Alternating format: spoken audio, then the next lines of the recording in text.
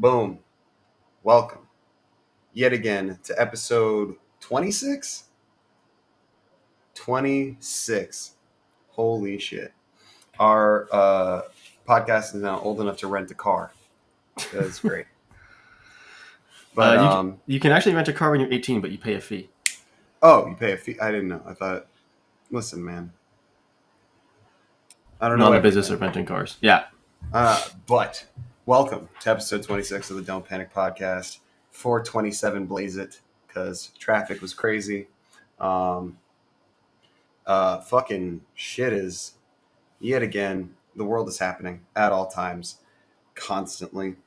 The ever present conflict, at least in my lifetime, of Israel and Palestine has a new chapter of aggression and fuckery from the Israeli government yet again, with Gaza still stuck in this position of being an open air prison. The federal prosecutors are looking to fucking charge at least like 500 people, it looks like, regarding the January 6th insurrection.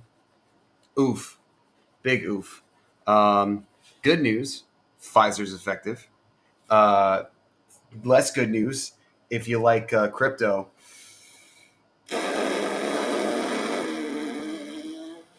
And yeah, apparently China's got a rover in Mars. I don't know, man.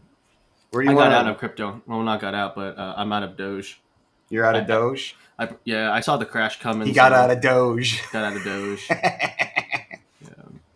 So, yeah. I mean, to start, it kind of feels like we can't just have a pandemic, right? No.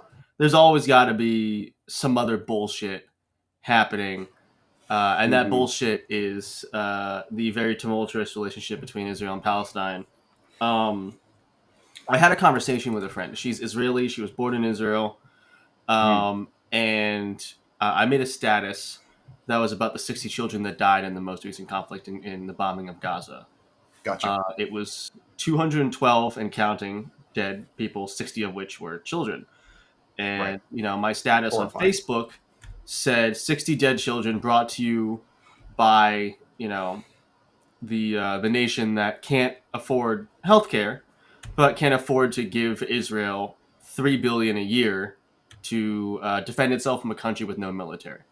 And, she messaged me and she's like, hey, I didn't want to start anything, but like, I want to talk about this Israel thing because like a lot of, I agree with pretty much everything you've ever posted and a lot, same with my friends, but I feel like I'm differing on, views of Israel and Palestine in this way because I'm Palestinian and, what I learned as a child in Palestine, what I've learned in the US, it kind of feels like, maybe I'm wrong.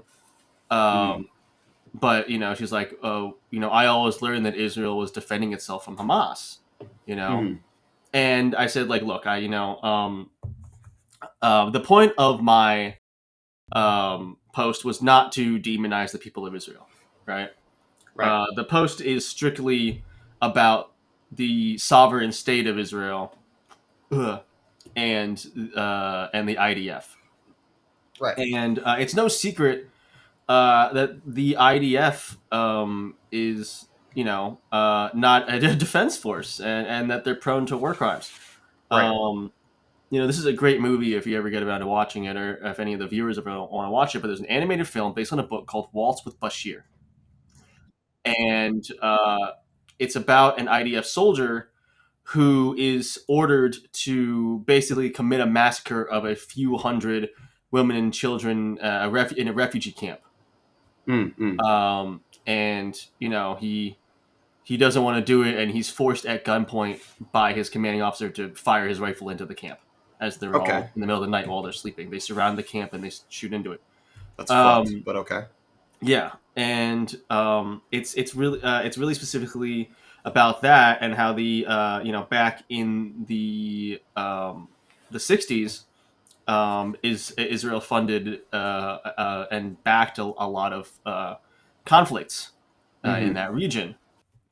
So what I said to her was, I said, look, I don't want to go on a limb and just say everything you know is wrong, because that would be a lot. But, what I think you have to do is you have to examine for yourself the power dynamic in the area, right? And sort of what the numbers and statistics are saying, and who has the support of the U.S. And you have to, she's like, look, I'm like, look, you know that, what we hear about U.S. history is propagandized, and a lot of it's untrue also, and it makes us look like the good guys.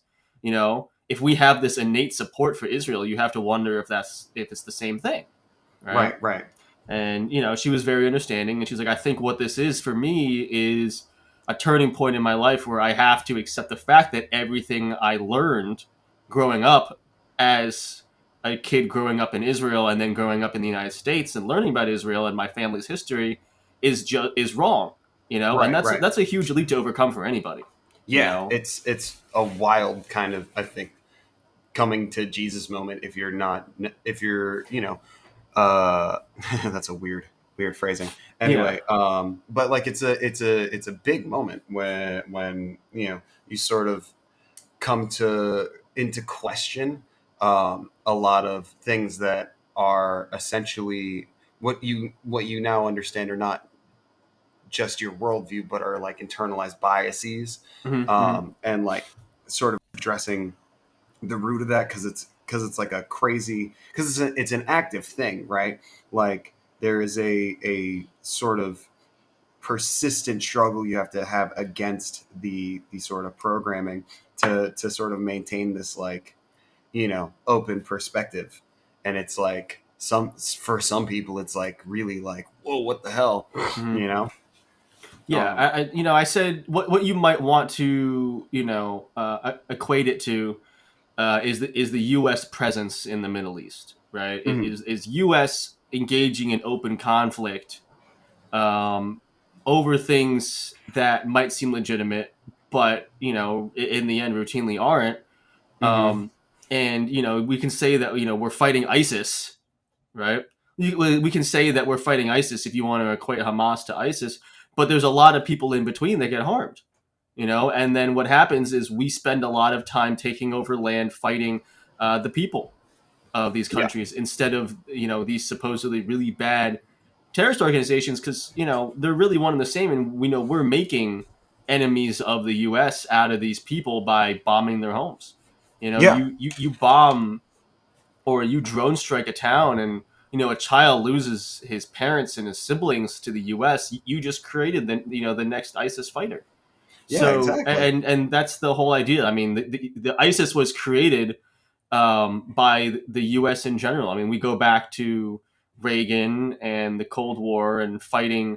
I get this Cold War, this war of economic attrition Hmm, hmm. against Russia, and to keep their influence out of the Middle East. We funded and trained the Mujahideen, which was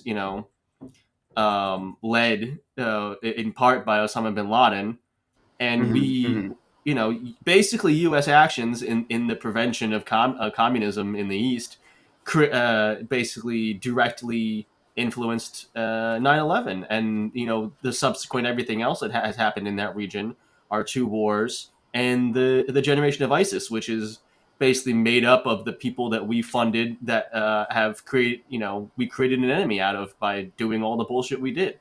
So I Yeah, mean, you war on terror is just this, like it's an Ouroboros of like American funding of dummy governments that are partial to their interests, and then them being like, haha, I guess we're gonna cause some shit now, and then the United States being like, guess we need a new enemy there because things Yeah. are I unstable. mean, we need a new warlord. We need a new this. We need a new that. I mean, we oust one leader. We put one that we want in. They turn into a dictator, and then next thing you know, we have to fund the next coup. We're back there bringing them some democracy, and it's like, Yeah. whoa, why were we there in the first place? I mean, we were defending Saudi Arabian oil in the first Desert Storm, made a bunch of enemies, and next thing you know, we got to go back. It's Ooh. I mean, if we just took an isolationist approach with our military, then we wouldn't have these issues. If we did the same exact thing and kept our fucking dirty little paws tucked neatly under our furry bodies instead of reaching out and touching this or that, we wouldn't have all these dictatorships in Latin America. We wouldn't have an influx of refugees and migrants seeking asylum at our border, you know. Yep. And I'm not saying that like it's inherently a bad thing. I think immigrants are great, and that they make a they're one of the positives of this country. But when you think about the issues that people constantly talk about, oh, we have an immigrant issue. Well, we are directly to blame for that. So it's like, you know, It's like it's yeah, exactly. The American interests sort of create destabilization all over the world. I mean, we can kind of see that. What is it with was Bolivia with like Maduro, and there yeah. was a yeah, his like opponent was like an American backed guy, and it's just causing a whole lot of ruckus. Uh, but ultimately ineffective. But at the same time, it's just like Oh wait, you mean they. Venezuela? Venezuela with Maduro.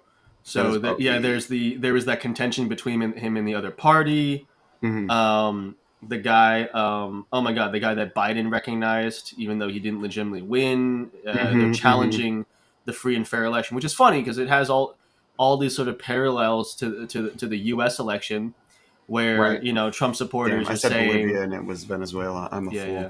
I'm sorry, Well, everybody. because we funded a coup in Bolivia in 2019, so you know. Right. It wasn't. Weren't there some like some dudes from an American like Blackwater type thing? Private Yeah, well, they're military not called corporation. Blackwater anymore. No, right. They're not called Blackwater, but it's like Blackwater is like I was trying to figure out the general term is private military corporation, right? Yeah. But there were some dudes from a PMC that were found, I think, off like the coast of Chile or something this year, Mm. and it's just like the fuck, man. Like, oh Yeah. no wonder there's so much horse shit happening, and people are fleeing violence in their country.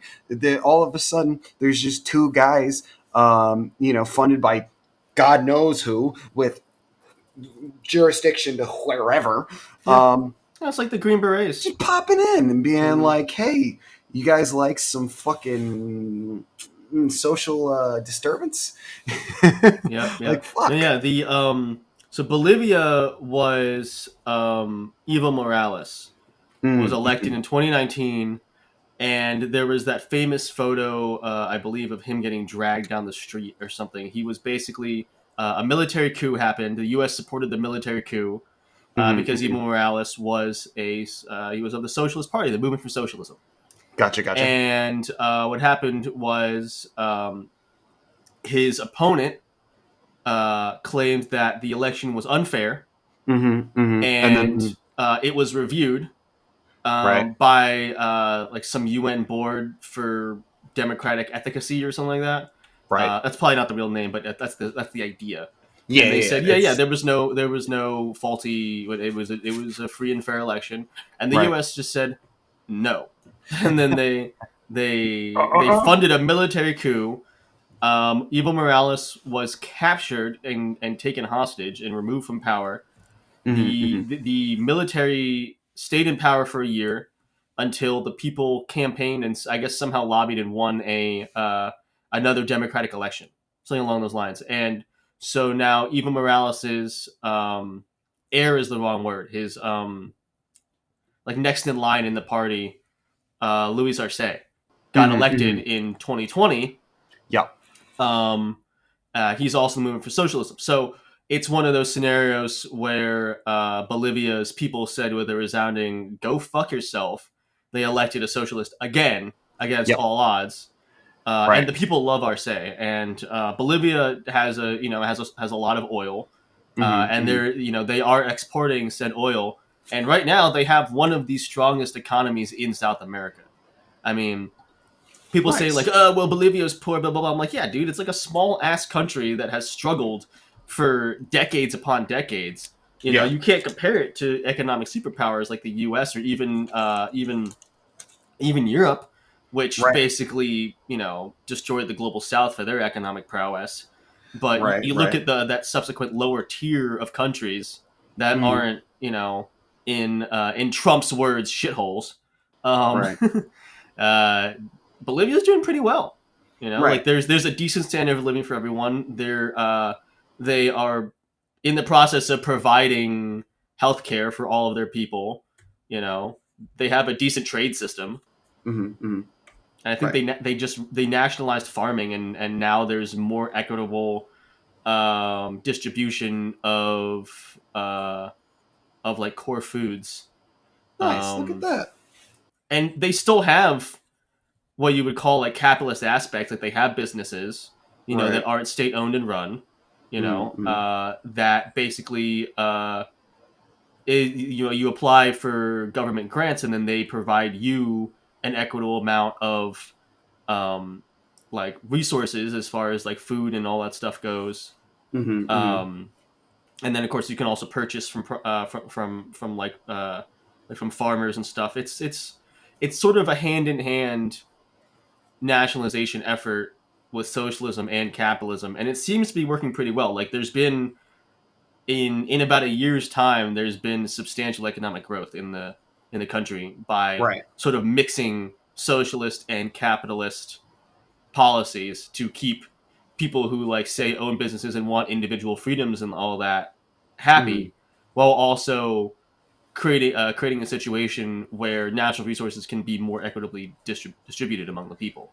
Yeah. So, So that sounds fun. Yeah. which I They're. think, if we're talking about the global market of capitalism, you know, some sort of isolationist national communist system may not be achievable in that theater. You know, Hmm. you have to Hmm. look at ways that you can mix within the global economy, and I think they're doing it very successfully. You know, it's kind of what like Cuba attempted to do, or and Hmm. is attempting to do, where they've adopted some not socialist, sorry, capitalist ideals as well. Hmm. Hmm. Um, Even though there's still a trade blockade on them, but you Yeah. know, in certain areas they've done well, and in certain areas they haven't. Like Cuba's healthcare has always been great, Yeah. you know, because it was equitably provided. Yeah. Exactly. I mean, yes. I was gonna say that's so.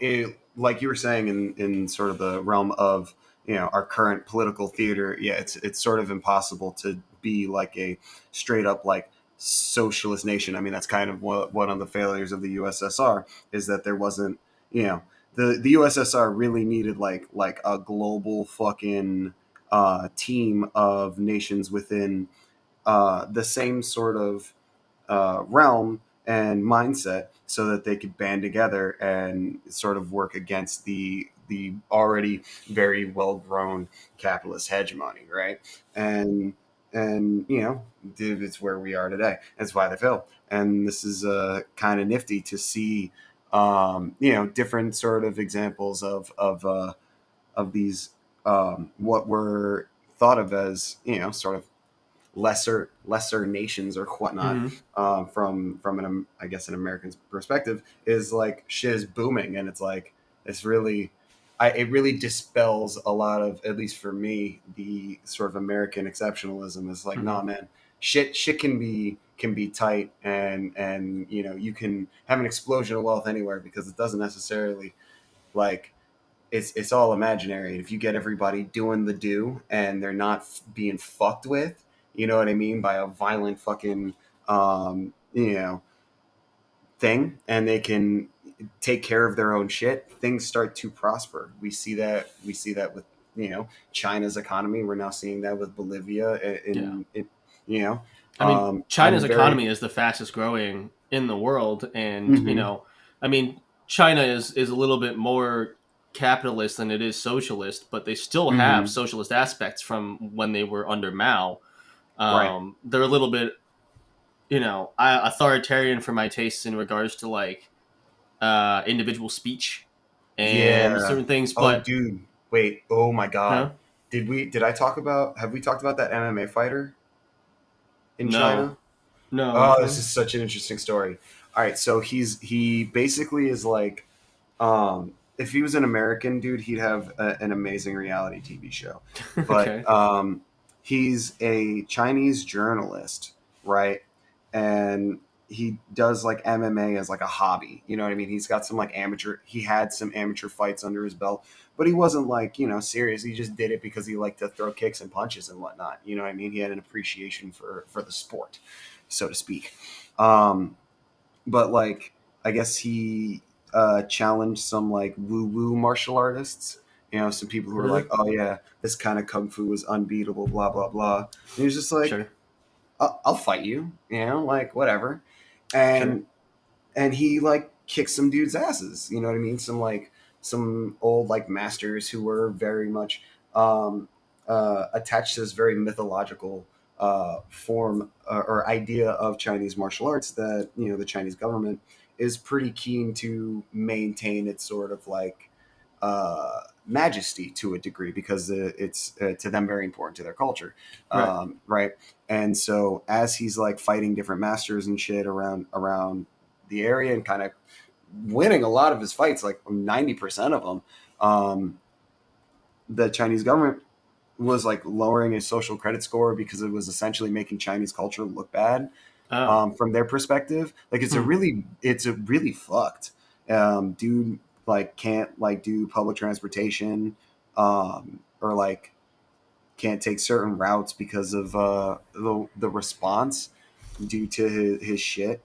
And like Yeah. that's wild. I'm not a fan of Yeah. that. That social credit score stuff is very interesting. I think it's very interesting, especially because it's really indicative of Chinese culture too. In that face is very very very important. That the way that society and peers view you is Mm, very important, and that's why like that whole joking "you bring dishonor to your family" kind of thing is hmm real. hmm It's a real thing. Like so, like your daughter could go out and do something, or your son could go out and do something that embarrasses your family name, Yeah. right? And they're dishonoring you, and they're dishonoring the legacy that your family passed down. Like last name, it comes first in Chinese culture, also because it's very very important, and Mm, names have a lot of weight.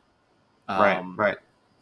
so no, yeah, that's very interesting, and yeah, it's like so I think that yeah, things are a little bit too strict there as far as like speech and hmm individual expression. But then of course they have other freedoms that we don't have. Like they have healthcare. They have much more. I almost said much more gooder. Oh my god, they have much They're better, much gooder. much gooder. They have much better, substantially better infrastructure. They have like a sprawling highway system. You know, they have this scenario where you think like, well, that's not freedoms. It is. You look at healthcare as a freedom because it means you're free to do other things and pursue because you don't have to worry about healthcare costs. Yeah, no, You it's don't have to fucking worry about your personal health and hygiene. With infrastructure and roads and public transport too, you have to think about that. Like that's freedom of ability to get around, to do things, to take jobs, to do this, to do that. think about how many people fucking are dicked over because there are potholes, and you know that one nasty pothole just and and then all of a sudden your car's making a noise it's never made before, and it costs you like $600. Because SEPTA, as much shit we give SEPTA, it's actually not a particularly awful public transit system in comparison to some of the other ones that exist. But there's places that just don't have public transit. Oh yeah, no, it's I mean, I it's lived in Savannah, and there was no, there was, but it was like a bus system. It was bad. It was very very small, and since it's, you wouldn't consider it a city, but it does span a decent amount of mileage. Where if right, you need to right. go from the mall in the south up to the north to like the courthouse, or you could end up, if you're poor, you could just be walking 7-8 miles. You Yeah. know, but that's a situation where better infrastructure would have created a scenario where that might not have happened. So and in regards to certain cities, especially in the south, where there's a lot less population density, it's a lot less industrialized. Hmm The things like cities are a lot more sprawled out with not a lot in between connection. Like if I were to drive from Philadelphia to New York, right? Right. It's all major highway with towns and cities and rest stops and all that stuff. I Yeah, mean, there's life in between. yeah, In from the Savannah South, to it's like, Atlanta, it's 4 hours of nothingness on one highway, 2 lanes. mm-hmm. You know, Yeah. you get off in the wrong town. I mean, there was a time I was driving home from. I was driving back to Savannah from here. It was me and my girlfriend at the time, and we were in our our minivan, Mm-hmm. and we Mm-hmm. needed gas. Right. And you know what? I think we had actually come. We had stopped in Nashville first, where her Mm. family was. And then we were driving from Nashville, so we're coming from Atlanta area, right? And that's 4 hours of nothingness in Georgia between Atlanta and Savannah, with just the capital in between, Macon, which is not a large, like it's not big, you know. Mm-hmm. It's not Mm-hmm. even like Harrisburg is small as our capital, but it's not even like that. It's a town. Yeah. So we're driving. We need gas. So I'm like, okay, I'm gonna pull off here at this stop, right? Mm-hmm. And I was on this back road, no lights, no anything, for miles to get to this Right. one gas station in the area that was the only lit place. And I remember I was driving, and as I passed this one road, this truck's lights turned on and it immediately pulled out and started following us, right? Oh fuck. And I was just like, oh god, oh god. And it was behind us the whole way for, I don't know, maybe 5.5 to 6 miles, because that was the amount of distance I needed to go between the highway exit and the gas station, right? So Mm-hmm. if you only had 1 mile in your range, you were kind of fucked, because that's the gas station. So we eventually pulled off into the gas station, and it passed and went away. It was Mm. just bad time. It was just coincidental timing. But I was like, dude, are we getting chased? Like, we have out of state plates. Right. Like, there's no way they could have seen that I was like Asian driving, but like, we have out of state plates, like middle of nowhere. Who the fuck knows? Right. They So could be, it could be anybody. I was assuming the worst. Mm-hmm. But those are the kinds of I was places. scared for you. I thought that this is going to be a, there's going to be a, what are you No, doing around here but at the end of the story, one time Nate and I were driving to Atlanta, and we stopped in a town and to get some food.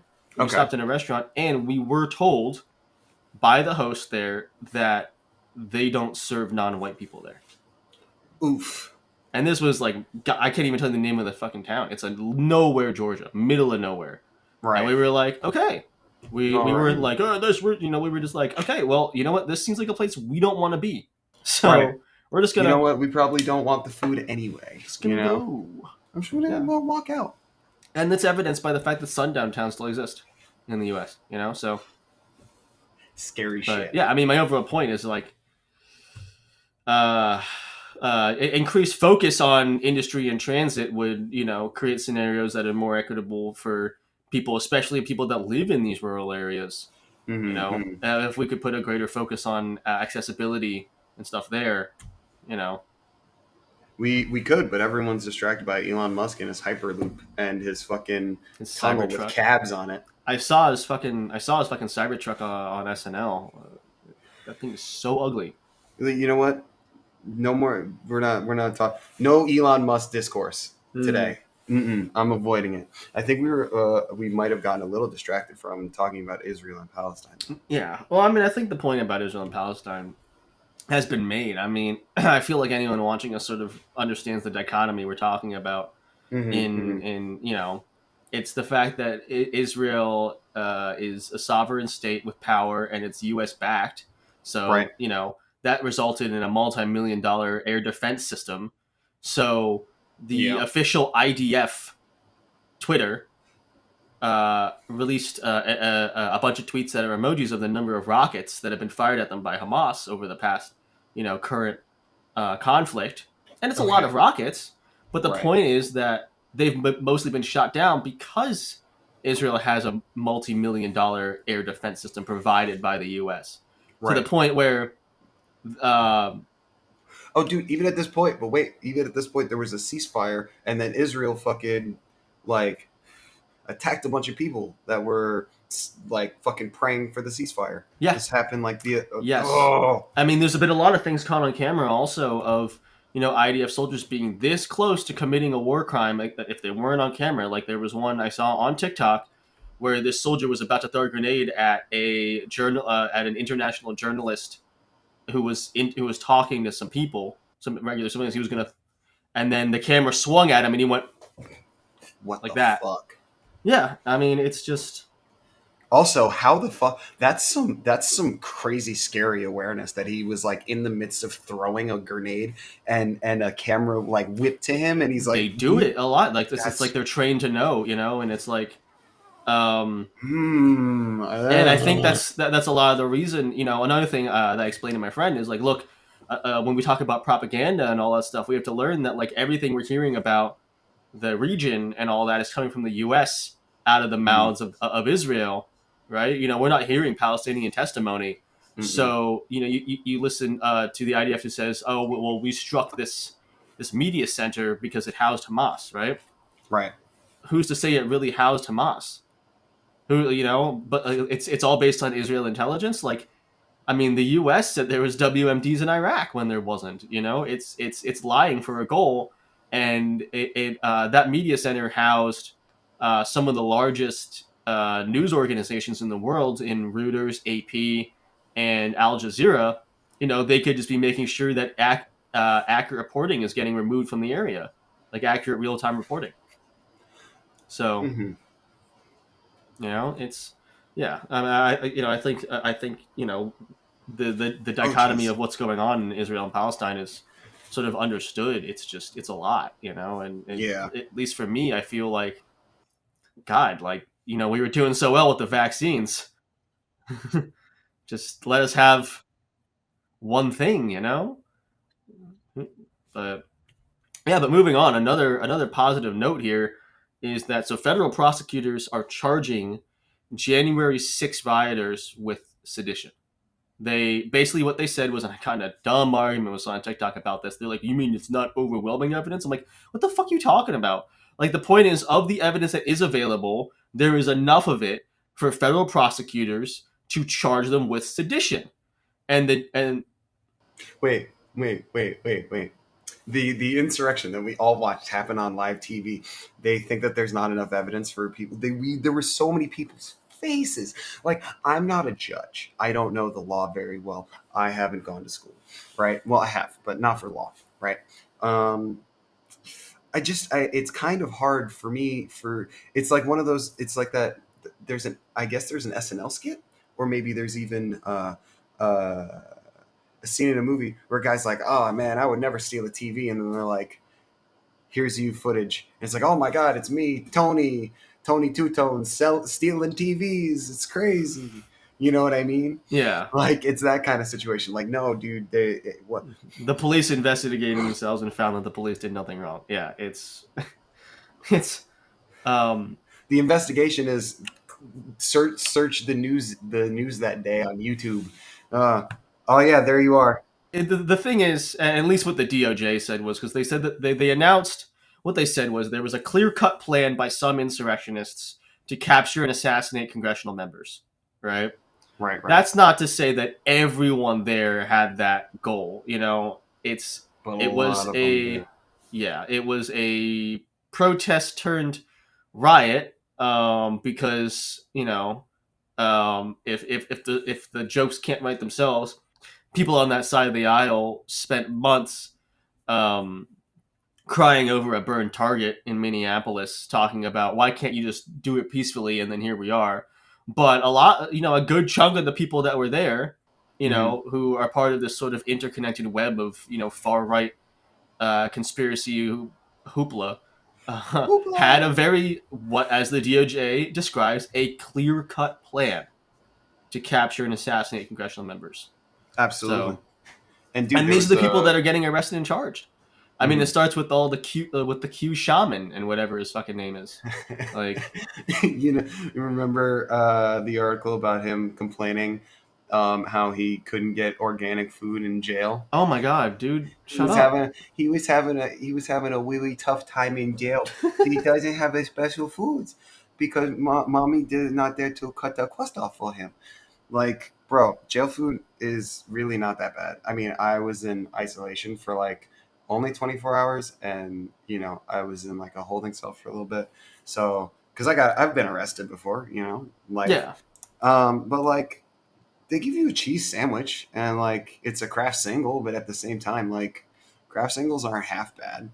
Um, They're not and that then bad when it's your only option. when it's your only option, It you could know, be worse. It could be it could worse. be a Yeah. hell of a lot worse. Yeah. So, Um, I mean, but there's a positive thing. I mean, people getting held accountable for their actions on January 6th, and mhm, people who are like, oh well, for it's the people's building, and we have to hold our government officials accountable. Like, yeah, you do. That doesn't include killing them. that doesn't include running in masked up with fucking bulletproof vests on and a bunch of fucking zip ties. Who has zip ties on their belt like that? Looking very Dennis It's Reynolds at this techwear, moment. dude. It's techwear. These are my tools. I like to bind and be bound. I think is really interesting. We were So I all pulled up. bound by the law. So I'm on justice.gov.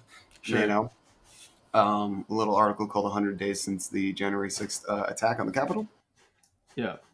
And so, of some of the charges, over 100 defendants have been charged with assaulting, resisting, or impeding officers, which I think is really interesting because these are definitely like back the blue people, and 140 officers, were assaulted. Yeah. You know what No, I'm saying? my Like, favorite photo of that whole shebang was the guy holding a flag with the thin blue line on it that said "Back of the Blue," beating a police officer with the flag. Special. You got to be special to the consistency is. It's just, and luckily, no congressional members were killed. You know, it's even of the people, even of the people I hate. I think it's just not the way that it needs to happen. no. It's kind of weird that there are some of those people, in Congress that helped exacerbate this particular situation that are Yeah. still around. What is the current situation on these guys? Are they being charged? Are they being dealt with? What's Unfortunately, happening? not. I mean, I think the Republicans in Congress have bought into the Trump, the far right, the Q, so much that they're turning on themselves Yep. on the more moderate members. Liz Cheney was just removed from all of Lish. her positions, Ooh. and I mean, I don't like Liz Cheney, but I mean, she's a lot more moderate than some of those people we're talking about, and it's weird. It's weird that this kind of almost demagogian figure can appear in the form of Trump. Who now everyone during the primaries were like, "Oh, this fucking idiot, he's not gonna fucking win." We're the real politicians, and now you have the majority of the Republican Party in Congress just biting the other half Mm-hmm, mm-hmm. it's I think the problem too is, I mean, there's a lot of inconsistency in the Democratic Party as well, but I think what this is right here is it might be the spelling of the end of the Republican Party, you know in the sense that, look, we said that Trump was going to alienate the more moderate members, and he did alienate some people. We talk about someone like John McCain, right? Mitt Romney. It's very classical Republicans. But if they're turning on anyone that doesn't share you're going to find a lot of people sort of distasteful and cast out from that sort of that Q clique, that Q circle there in that might turn to the other side.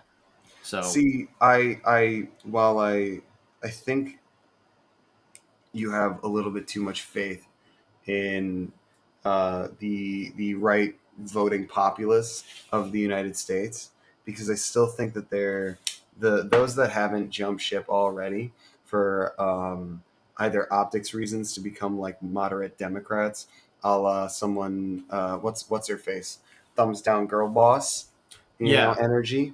Um, they're Kristen they, Sinema. I mean, I'm not Kristen saying Sinema. that I'm not saying that they're any better, I'm but not saying no. It's not about better. What I'm saying is like there is a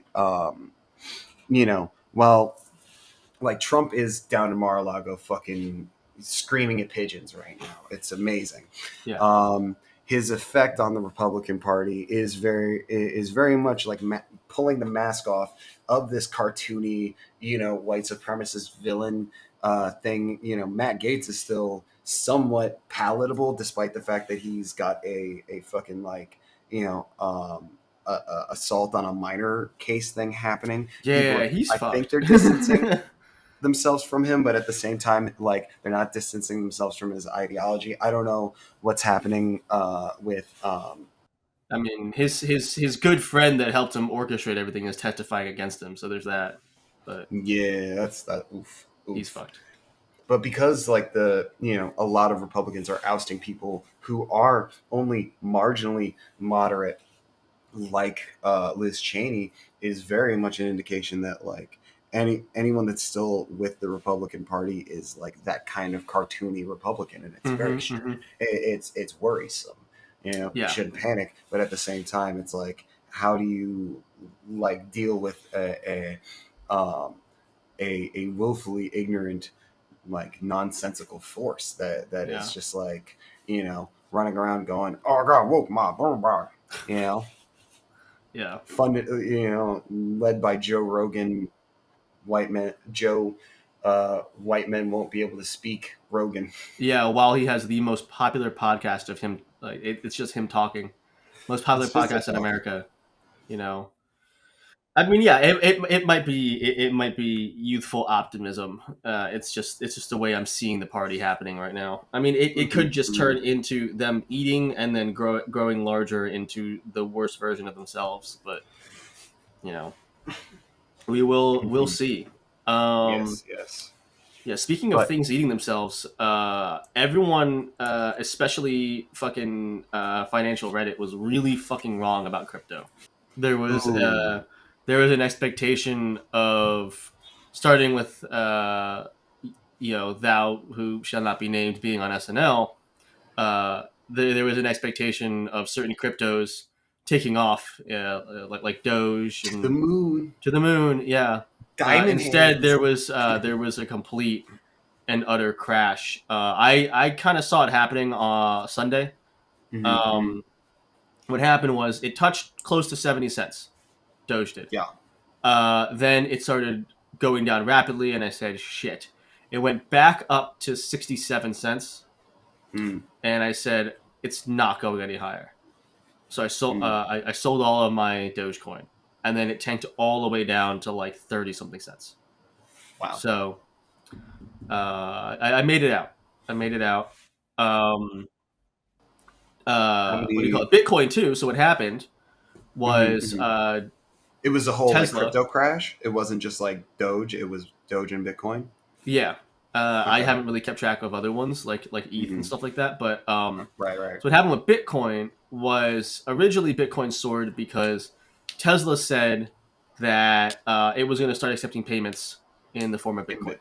Right. Right. Right. Then what happened was Musk retracted on that and said they're not going to because of the amount of energy that it requires to farm Bitcoin, Hmm. which is a fucking shit ton, Right. a shit But ton of energy used. but So it also sounds kind of like the bullshit. I feel like you know. yeah, so uh, fucking Bitcoin took a huge dive too. It was close. I think it was around like 60 something $1,000. Now it touched under 40, I believe. Yeah, Hmm. touched under $40,000, which still a lot, you know, still a hmm lot, but it's going down to the point where you might want to think about if it touches even lower, getting a little bit. If that's if like crypto is your thing, that would be the time. You Right. know, I don't. I only dabble very lightly in these kinds of things. I don't ever put enough money to ever lose anything. The hmm most amount of money I put into anything is $100. Right. I have I put 50 into Doge and I walked away with like almost 500. That's about it. So I just to me, in general, crypto feels like there are certain aspects that have been explained to me, like how some cryptos are being used to fund like research and whatnot, and that I can get behind. Like that's new. But at the same time, uh, I don't really understand how money works in general, Yeah. and it feels fake. Money in general feels fake to me, Money is and fake. money is fake, Yeah. and fake digital money with it. You know what? No, I reject the idea in general. Yeah. If it becomes the standard and I have to adapt to it, I absolutely will. But just outright, I reject crypto. It You know, it could become no, a standard, but I see I have a hard time seeing it happening because it's not really based on anything of value. It's based on its ability to do things because of the blockchain, but it doesn't inherently exist elsewhere. And that's one of the major issues with the U.S. dollar too. but Is what are things exactly? What do you mean by doing things? Like, what is the blockchain? you're asking too much of me. That's fair. Okay, fair enough. See, you know what I mean? Like, uh, And because that's another thing that kind of powers Bitcoin is and cryptocurrencies is that people don't really understand. They're like, it's cool, you know. Like it it, just frustrates me. It makes I would have to and have my friend Amir come on the podcast to explain the blockchain because mhm. I'm dumb, dude. Like that's Right. not that kind of stuff isn't There for me. there are certain things that I think send me into like this caveman like state where I'm just like, oh, bro, I don't get it. Get away from me. And I'm trying to not do that because it doesn't help me. Fire scary. Fire scary, funga bunga, and you gotta like really, Yeah, like move but away from the caveman, move away from that like way of engaging with things.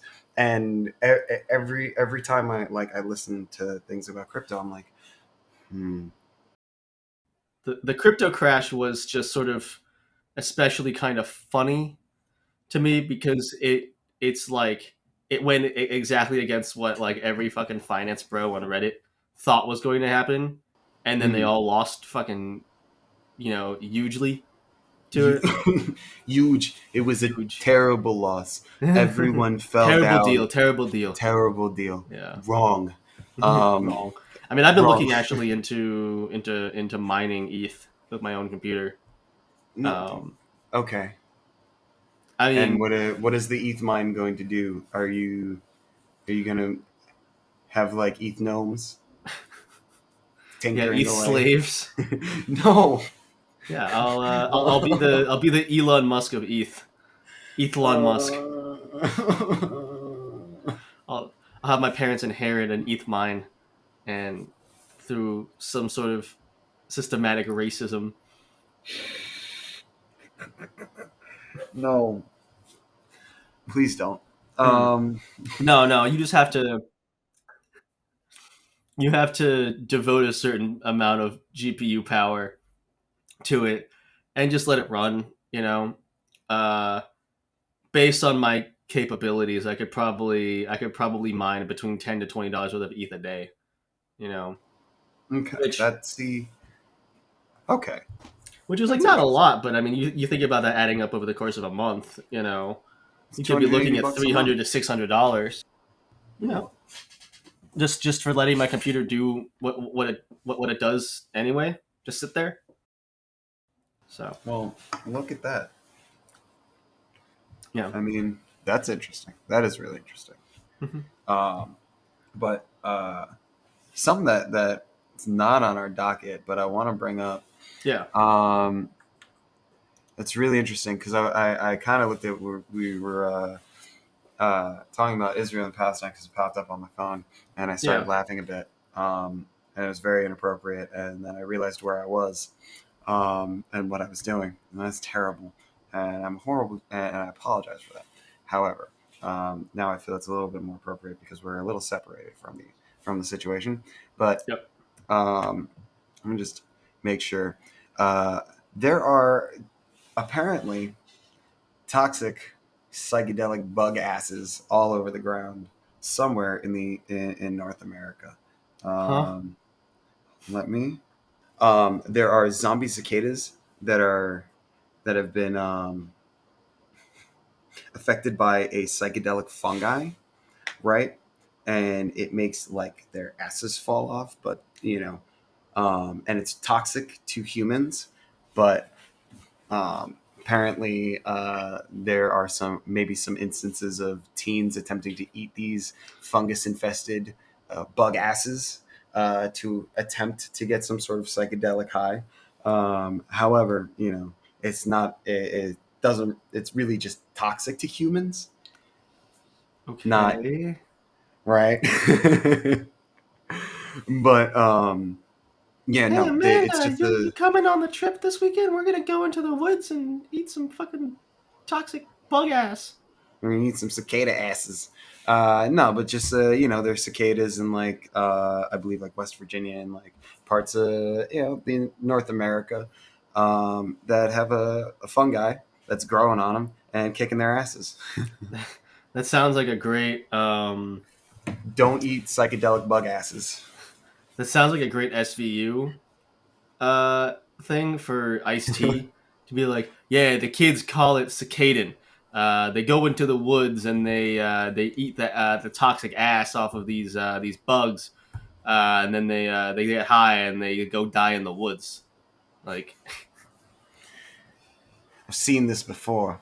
yeah, Teens pick up cicada asses that are infected with a psychedelic fungi, eat them in the woods, trip all night, and die. It's called cicading. oh my god, it's gonna make It's it's gonna called make a another bug's episode. ass. They call it Bug's Life.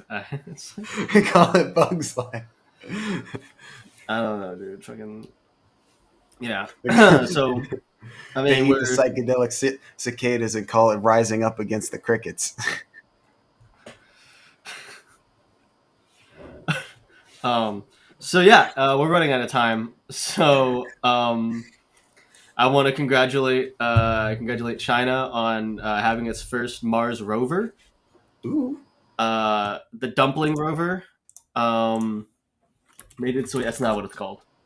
the Dublin Um, rover? yeah, that's not what it's called at all. Tianwen-1 is an interplanetary mission as part of the planetary exploration of China by the China National Space Administration to send a robotic spacecraft to Mars, consisting of an orbiter, deployable camera, lander, and Zhurong rover. Hmm.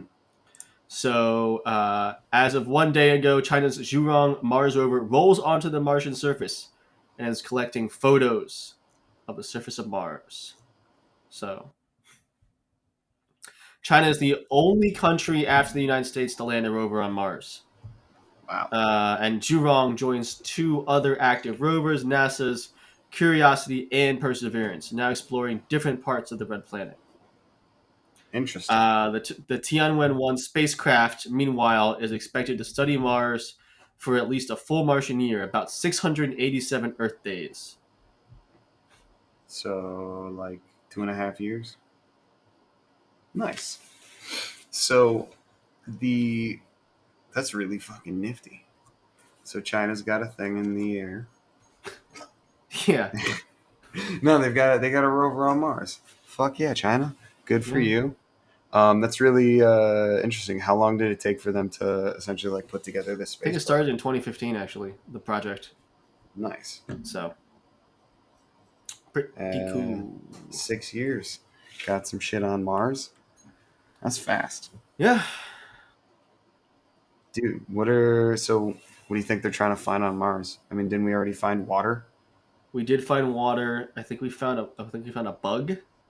A bug? Yeah, I think that was a thing that one of the Mars rovers found was a bug. No way. You're Yeah. fucking with me. They didn't find a bug on Mars.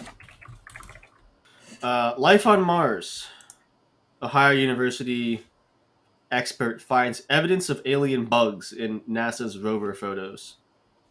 Uh huh. Uh huh. It looks like something sort of Terran, but Yeah, I found an article from space.com. It says it's still not aliens. space. Mars bug.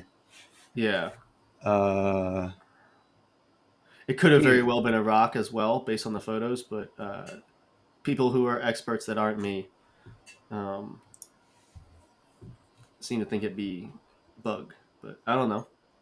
I That's remember reading that interesting. headline and I was like, "That's cool, kind of creepy. That's cool."